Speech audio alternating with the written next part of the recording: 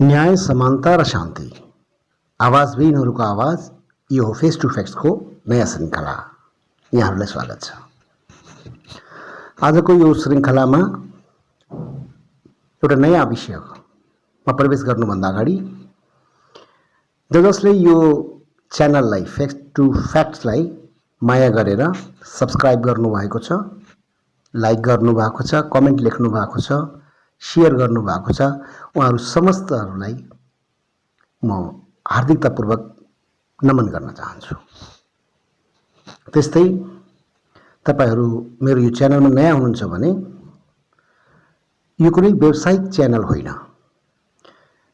मैले सुरुमै निवेदन गरेँ, आवाजविहीनहरूको आवाज एउटा सामाजिक जागरणका निम्ति, सामाजिक क्रान्तिका लागि मैले यो श्रृङ्खला बनाइरहेको छु।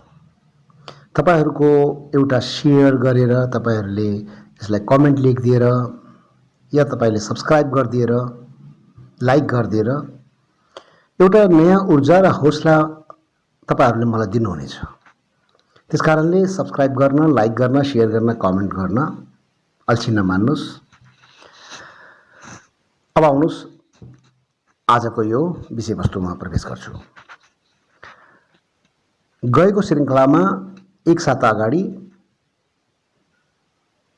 भ्रष्टाचारको आहालमा न्याय र न्यायालय विषयमा मैले एउटा एपिसोड श्रृङ्खला बनाएको थिएँ। अहिले नेपालमा एउटा अत्यन्तै नयाँ चर्चा, त्यो राम नेपालमा जन्मिएका हुन्, अयोध्या नेपालमा छ, वाल्मीकि आश्रम नेपालमा छ,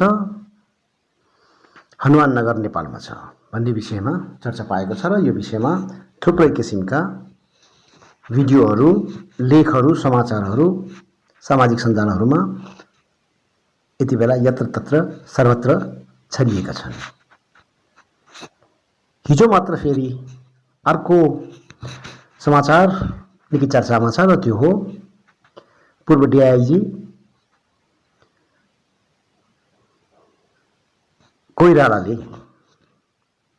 रञ्जन कोइरालाले 2068 गरेको आफ्नो श्रीमतीको एउटा अत्यन्तै क्रूर हत्या, जसमा उनले हत्या मात्रै गरेनन्, त्यो लासलाई यस्तोसँग क्रूर किसिमले पेट्रोल छर्केर आगो लगाएर छत विक्षित बनाएका थिए।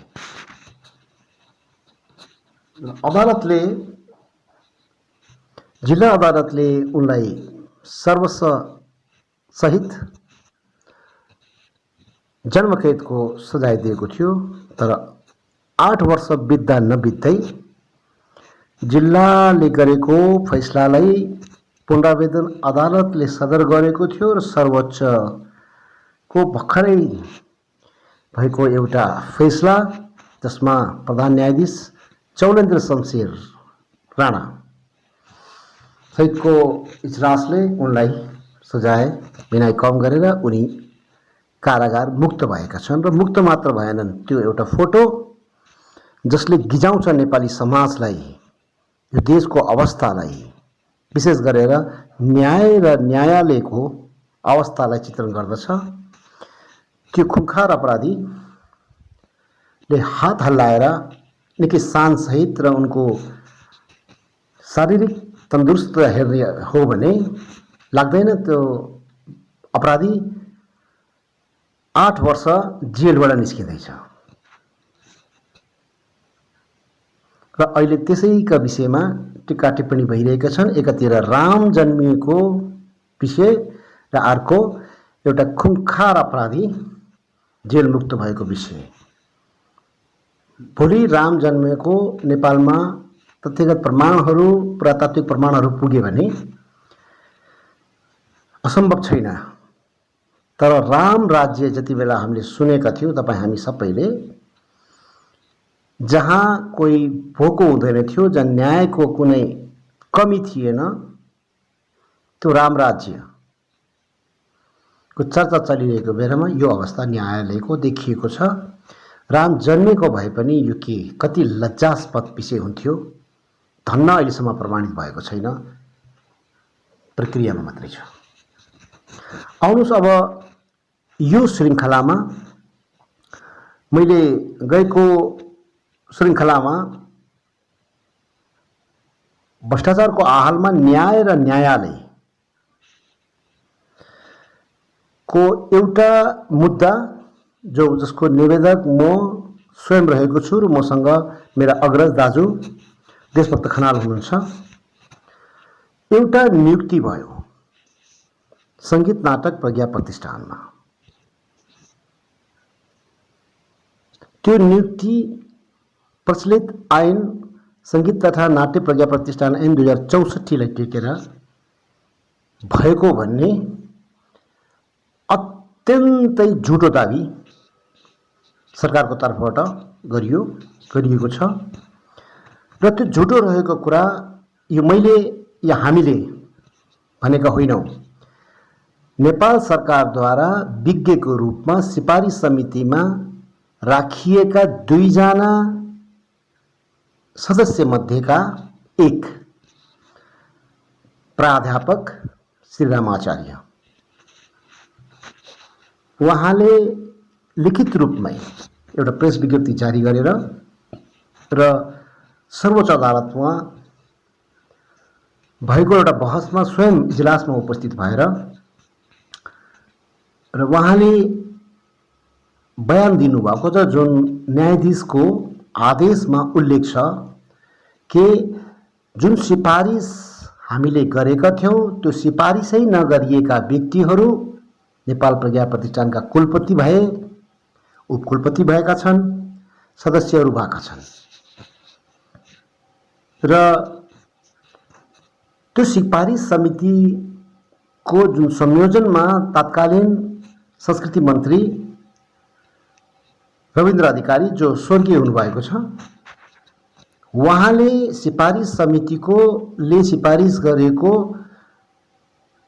त्यो कागजातलाई रातारात च्यातेर नयाँ सिफारिस बनाएर 37 जनाको सिफारिस पठाउनु भएको थियो, जबकि प्रज्ञा प्रतिष्ठानको संरचना अनुसार 24 जनाको मात्रै सिफारिस गर्ने अधिकार त्यो सिफारिस समितिलाई छ। यसै बुँदालाई टेकेर हामीले 2075 पुस 27 गते सर्वोच्च अदालतमा एउटा रिट दर्ता गरेका थियौँ र त्यसको प्रक्रिया आरम्भ भयो र मैले गएको श्रृङ्खलामा त्यो आदेशहरूको बारेमा र त्यसको प्रक्रियाका बारेमा त्यो श्रृङ्खलामा विस्तृत कुरा राखिसकेको छु र यो भिडियोमा पनि त्यसको लिङ्क राखिदिन्छु, कृपया त्यो हेर्नुहोला। अब त्योभन्दा अर्को पाटोमा न्यायालयको आजको जुन अवस्था छ त्यो दयनीय मात्र होइन, अब त साह्रै लज्जास्पद भइसक्यो। जुन भर्खरै यो रञ्जन कोइरालाको घटना बाहिर आएको छ त्यो एक मात्र अहिलेको चर्चित घटना हो, तर त्यो समस्तमा त्यो घटनाको आधारमा नेपालमा कानुनको मृत्यु भयो, न्यायको मृत्यु भयो, अदालतको मृत्यु भयो। कसको मृत्यु भयो? एउटा गम्भीर प्रश्न खडा भएको छ र त्यहाँ हुन्छ कि अर्को रोचक कुरा,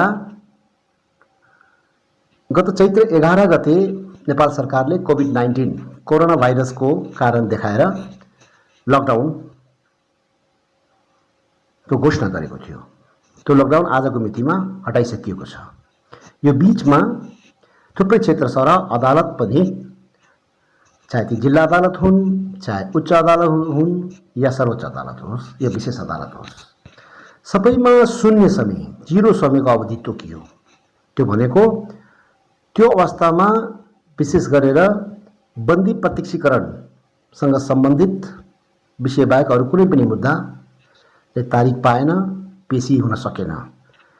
र आजको मितिमा यो भिडियो रेकर्ड भइरहेको बेलामा पनि मैले हिजो मात्र सर्वोच्च अदालतको रिट शाखा 4 मा सम्बन्धित पदाधिकारी या कर्मचारीज्यूलाई सोधेको थिएँ र उहाँले हिजो मात्र भन्नुभएको थियो यसको कुनै टुङ्गो लागिसकेको छैन र अझ यो 1 महिना यो खुलेको मितिले 1 महिना अझ यो प्रक्रियामा आउन लाग्छ। रोचक कुरा भनौँ है, यो जुन नियुक्ति भएको छ यो केवल 4 वर्षको नियुक्ति हो। हामीले पुस 27 गते 2075 मा हालेका थियौँ, 2 वर्ष क्रस भएको छ। एउटा यस्तो मुद्दा जसमा सरकार तिमीले कानुनको पालना गरेनौ, उल्लङ्घन भयो, गलत तरिकाले गलत व्यक्तिहरू, असम्बन्धित व्यक्तिहरू प्रज्ञा प्रतिष्ठान जस्तो अत्यन्त सम्मानित ठाउँमा गलत ढङ्गले नियुक्ति भएका छन्। व्यक्तिसँग हाम्रो कुनै गुनासो छैन। जुन त्यो ठाउँ छ, जसको निम्ति त्यो ठाउँ बनाइएको छ, त्यो ठाउँमा गलत सम्बन्धै नभएका व्यक्तिहरू पनि त्यहाँ जानुभएको छ। 2-3 जना सम्बन्धित क्षेत्रका हुनुहुन्छ यद्यपि, तर उहाँहरूको जुन विशेष गरेर जुन त्यसको प्रमुख पद छ, कुलपति नै गलत ढङ्गले नारायण भक्त श्रेष्ठ राय, उपकुलपति हरिहर शर्मा, त्यस्तै गरेर श्याम तमोट सदस्य सचिव लगायतका 9 जना सदस्यहरूको त्यहाँ नियुक्ति भएको छ।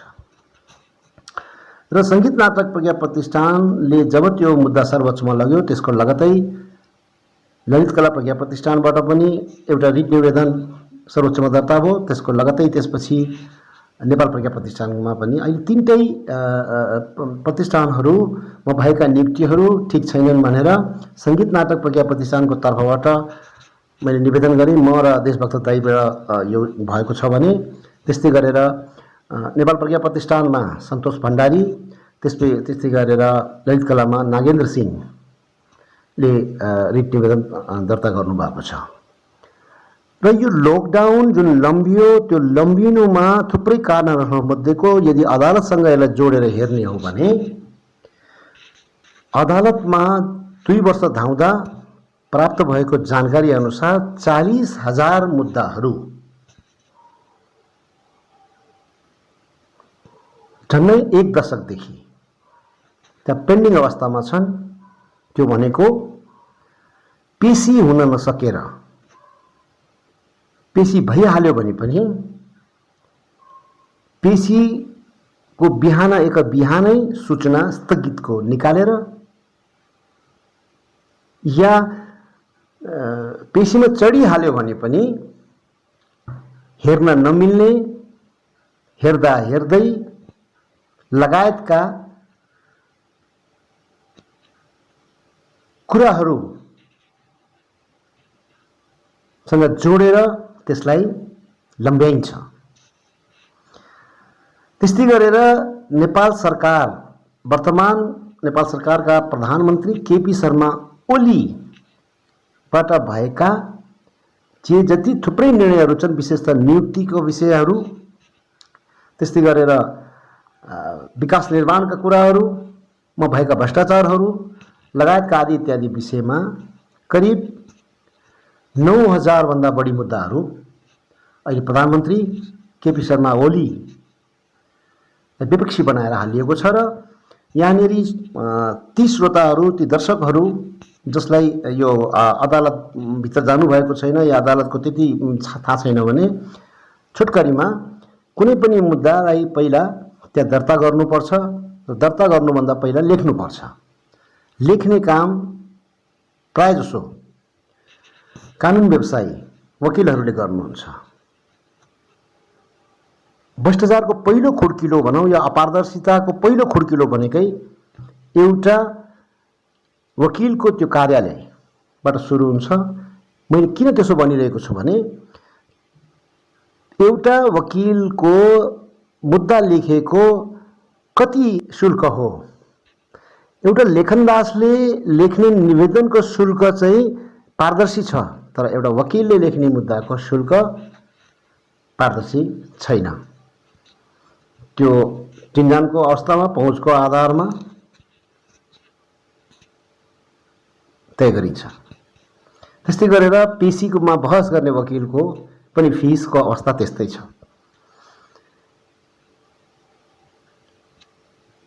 एउटा सामान्य रूपमा काम गर्ने मजदुरको न्यूनतम ज्याला या पेट्रोलको मूल्य सूची या बजारको मूल्य सूचीहरू निर्धारित गरिएको छ। तर कानुनको विषयमा, न्यायको विषयमा जोडिएकाहरूको फीस या शुल्क नै अपारदर्शी छ। यहीँबाट सुरु हुन्छ न्यायालयमा अपारदर्शी खेलको खुड्किला। त्यसपछि तपाईँ त्यहाँ निवेदन बोकेर जानुहुन्छ, सम्बन्धित फाँटमा तपाईँको त्यो निवेदन हेरिन्छ। त्यसपछि जवाफ सम्बन्धित विपक्षी, जसलाई तपाईँ विपक्षी बनाउनु भएको छ, लिखित जवाफको लागि पत्र काटिन्छ। अब त्यो पत्र पढाउँदाखेरि अर्को प्रक्रिया रहेको छ, त्यो हुलाकबाट पठाउने एउटा, र एउटा यदि छिटो छ, जस विशेष गरेर रिटहरूको विषयमा भने तपाईले त्यहाँका कार्यरत कर्मचारीलाई त्यो अफिस देखाइदिनु पर्ने हुन्छ, र त्यो देखाउन त्यति सजिलो छैन।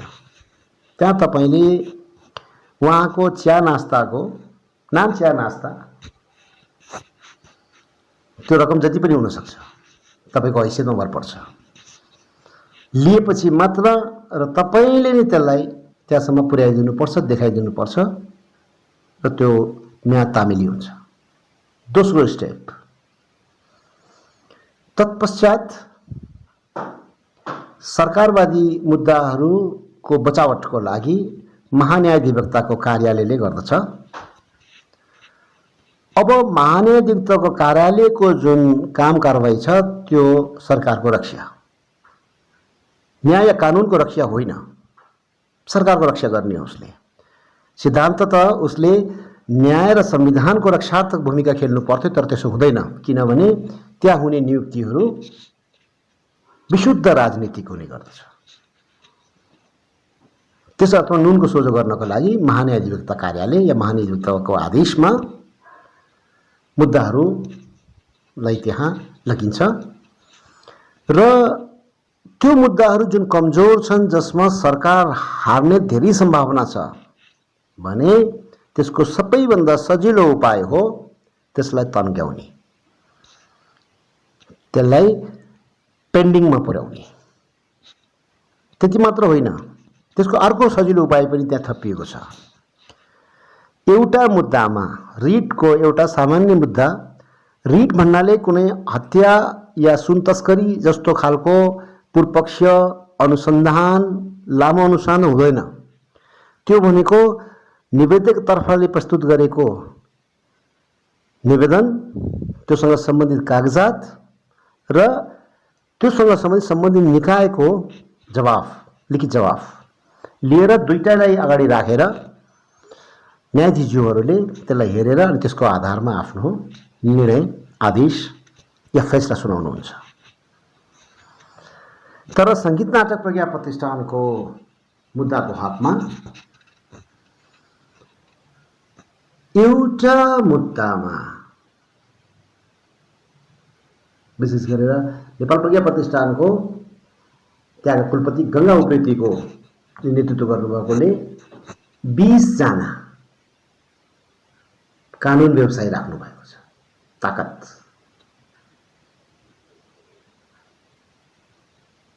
त्यस्तै गरेर अर्को मुद्दामा 8-10 जना हुनुहुन्छ। हाम्रो मुद्दामा पनि 3-4 वटा राख्नु भएको छ, र हाम्रो कानुन व्यवसायी जम्मा 1 जना, बालकृष्ण न्यौपाने। हामी व्यक्ति हौं, हामी संस्था होइनौं, र हामीले त्यो मुद्दा हालेको कारण हामीले यो कानुनको प्रक्रिया जहाँ त्रुटि छ त्यो सच्याओस्, नीति प्रक्रिया गलत छ त्यो सच्याओस्। कथन कदाचित हामीले यो मुद्दा, कथन कदाचित भन्दैछु है, ग्यारेन्टी छैन, जितिहाल्यो भने पनि हाम्रो हातमा कुनै जग्गाको मुद्दा जस्तो त्यसको लाल पूर्जा हुँदैन, या यो नियुक्ति बदर भयो भने पनि त्यो ठाउँमा हामी पुग्दैनौँ। त्यो मुद्दा जितेको आधारमा चाहिँ कुनै आर्थिक फाइदा हामीलाई हुँदैन, कुनै पदीय फाइदा हामीलाई हुँदैन। त्यस्तो मुद्दामा पनि अरूले होइन, सरकारको बचावट गर्न राखिएको महान न्यायाधिवक्ताको कार्यालयले कुनै उद्योगपति व्यापारी भन्दा पनि चर्को किसिमले वकिलहरू नियुक्त गरेको छ र वकिलहरू ती सबै निशुल्क हुँदैनन्।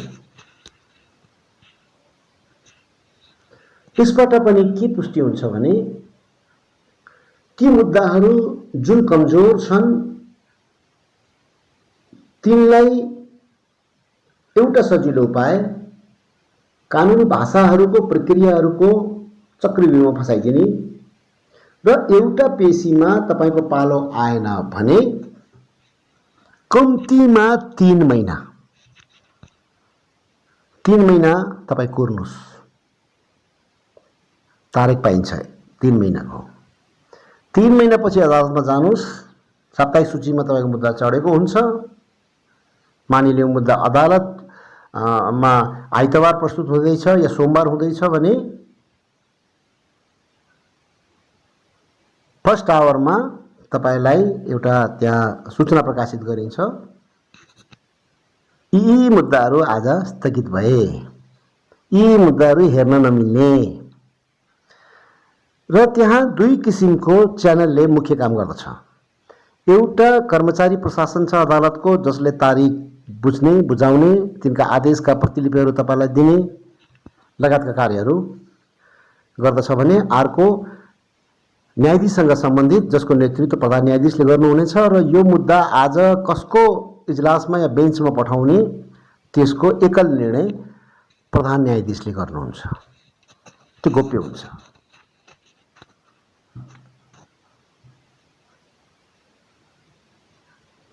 यसरी एउटा मुद्दाले निकास पाउनको लागि यो वर्षौं कुर्नु पर्ने, अझ यो जग्गा जमिनका त वर्षौं वर्ष पनि चल्ने, 2 पुस्ता पनि त्यो मुद्दा लड्दा लड्दा बितिसकेका हुन्छन्, पनि मुद्दा सकिएको हुँदैन। त्यस्ता पनि हजारौं मुद्दाहरू अदालतमा रहेका छन्, त्यो स्टोर रुममा थन्किएर पोको पोको भएर बसिया हुन्छन्। त्यस्तै गरेर जुन मुद्दामा आर्थिक लेनदेनको सेटिङ भएको छ, यो आज मैले जुन कुरा यहाँहरु समक्ष राखिरहेको छु, यो लगातार 2 वर्ष अदालत परिसरमा बिताएका अनुभवहरू, त्यहाँ भेटेका कुराहरू र त्यहाँ रहेका उच्च पदस्थ पदाधिकारीहरूसँगको र उहाँहरूको इन्ट्रेस्टिङ कुरा के छ भने, रोचक कुरा, उहाँहरूले पनि के भन्नुहुन्छ भने के गर्ने, अब यो कुरा ठीक छैन, अब हामीले बोल्न मिल्दैन, त्यहाँका रजिस्ट्रार हुनुहुन्छ,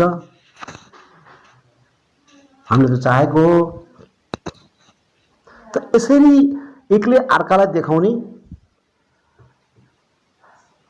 र त्यहाँ एक किसिमको च्यानल छ र त्यो एउटा ठुलो गिरोह, बिचौलियाहरूको गिरोह छ र त्यो प्राय बिचौलियाहरू कालो कोट लाउनेहरू नै हुन्छन्, किनभने उहाँहरूको सम्बन्ध न्यायाधीशसँगको च्यानलमा हुन्छ। त्यस्तै गरेर जग्गा जमिनको दलाल गरे जस्तै गैरकानुनी व्यवसाय पनि यसमा सेटिङ रहेका हुन्छन्। विशेष गरेर न्यायाधीशका आफन्त चिन्जान भएका व्यक्तिहरूले त्यो च्यानल सेटिङ गराउने काम गर्दछन् र यदि तपाईँ त्यो सेटिङमा पर्नुभयो भने तपाईको मुद्दा छिटो त्यो स्थगितमा पनि पर्दैन, त्यो हेर्न मिल्दैन पनि पर्दैन। अब रञ्जन कोइरालाको तपाईँ लिनुस् न, यो जिल्ला अदालतबाट सर्वोच्चसम्म 8 वर्षमा पुरै सफाई पाउने गरी फैसला भयो, 8 वर्ष लाग्यो। तर त्योभन्दा धेरै पुराना मुद्दाहरूको पेशी समेत भएको छैन।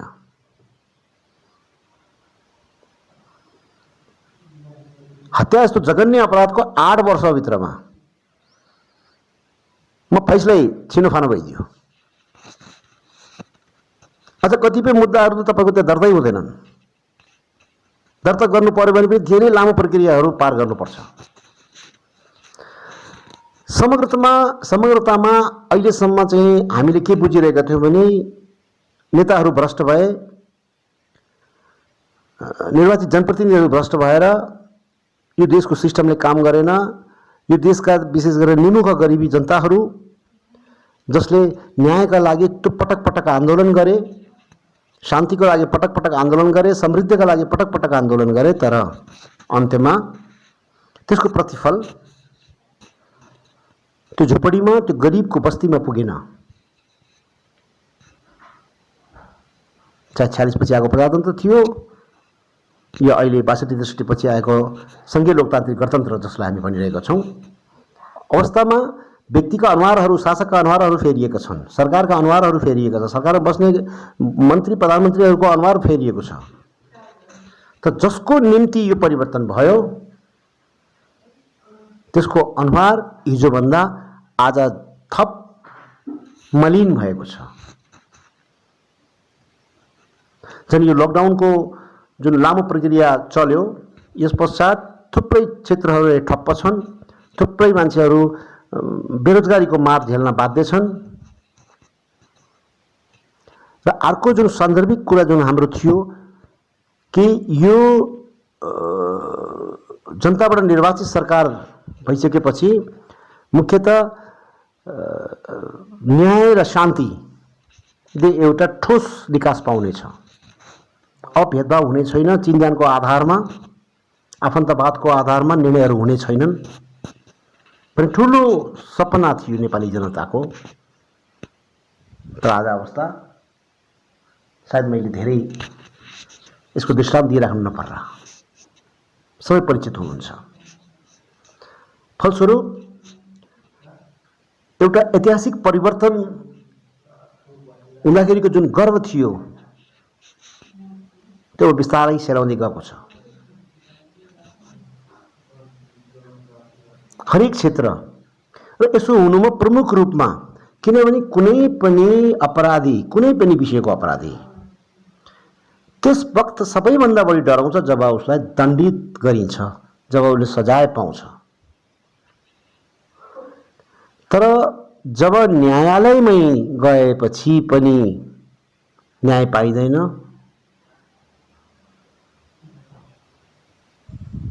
त्यसपछि को अवस्था साह्रै भयावह। अहिले हो रञ्जन कोइरालाको घटनापछि भन्नै पर्ने हुन्छ, यो देशमा न्यायालयको मृत्यु भएको छ, न्यायको मृत्यु भएको छ, कानुनको मृत्यु भएको छ।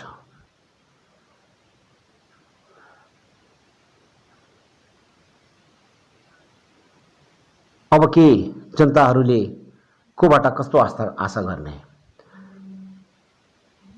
त्यो जेलमा थुनिएका कैदीहरू, अपराधीहरूलाई छोडेर कतै तिनीहरू मध्येबाट छानेर फेरि न्यायाधीश बनाउने हो कि?